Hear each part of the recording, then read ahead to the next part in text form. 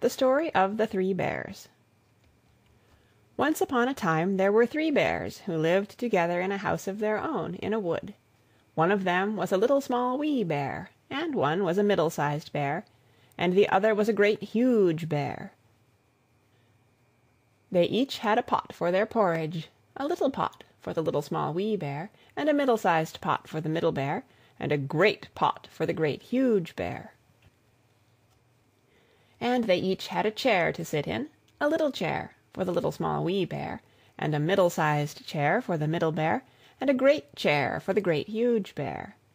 And they had each a bed to sleep in, a little bed for the Little Small Wee Bear, and a middle-sized bed for the Middle Bear, and a great bed for the Great Huge Bear.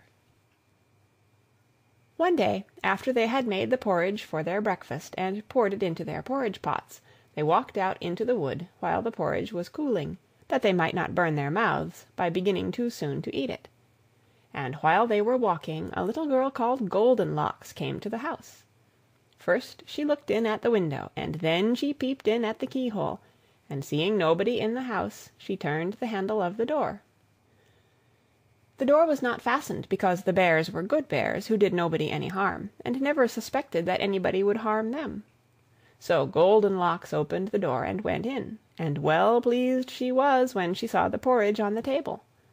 If she had been a thoughtful little girl, she would have waited till the bears came home, and then perhaps they would have asked her to breakfast, for they were good bears, a little rough or so, as the manner of bears is, but for all that very good-natured and hospitable. But the porridge looked tempting, and she set about helping herself. So first she tasted the porridge of the Great Huge Bear, and that was too hot for her. And then she tasted the porridge of the Middle Bear, and that was too cold for her. And then she went to the porridge of the Little Small Wee Bear, and tasted that, and that was neither too hot nor too cold, but just right, and she liked it so well that she ate it all up. Then Goldenlocks sat down in the chair of the Great Huge Bear, and that was too hard for her. And then she sat down in the chair of the Middle Bear, and that was too soft for her. And then she sat down in the chair of the Little Small Wee Bear, and that was neither too hard nor too soft, but just right. So she seated herself in it, and there she sat till the bottom of the chair came out, and down she came plump upon the ground. Then Goldenlocks went upstairs into the bedchamber in which the three bears slept.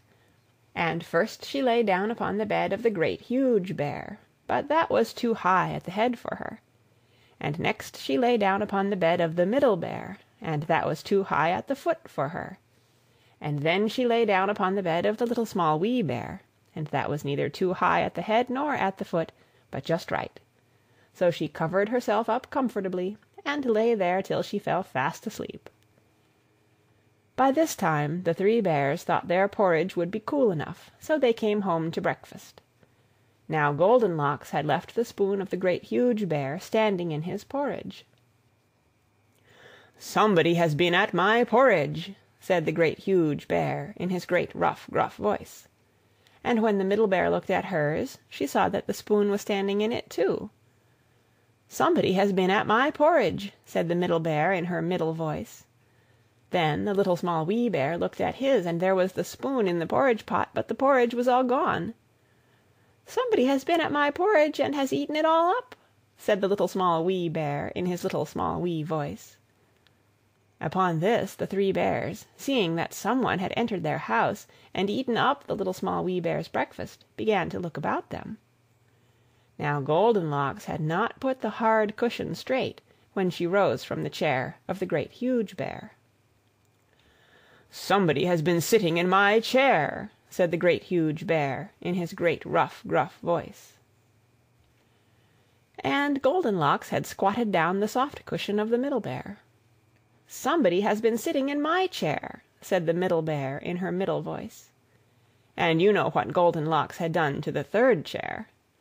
"Somebody has been sitting in my chair, and has sat the bottom out of it," said the Little Small Wee Bear in his little small wee voice. Then the three bears thought it necessary that they should make farther search, so they went upstairs into their bedchamber. Now Goldenlocks had pulled the pillow of the Great Huge Bear out of its place. "Somebody has been lying in my bed," said the Great, Huge Bear, in his great, rough, gruff voice. And Goldenlocks had pulled the bolster of the Middle Bear out of its place. "Somebody has been lying in my bed," said the Middle Bear, in her middle voice. And when the Little, Small, Wee Bear came to look at his bed, there was the bolster in its place, and the pillow in its place upon the bolster, and upon the pillow was the head of Goldenlocks, which was not in its place, for she had no business there.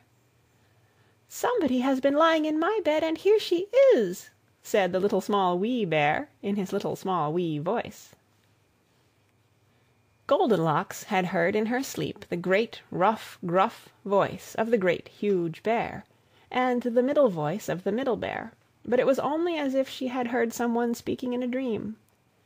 But when she heard the Little, Small, Wee voice of the Little, Small, Wee Bear, it was so sharp and so shrill that it awakened her at once. Up she started, and when she saw the 3 bears on one side of the bed, she tumbled herself out at the other, and ran to the window. Now the window was open, because the bears, like good tidy bears as they were, always opened their bedchamber window when they got up in the morning. Out Goldenlocks jumped, and ran away as fast as she could run, never looking behind her, and what happened to her afterwards I cannot tell. But the 3 bears never saw anything more of her. End of the 3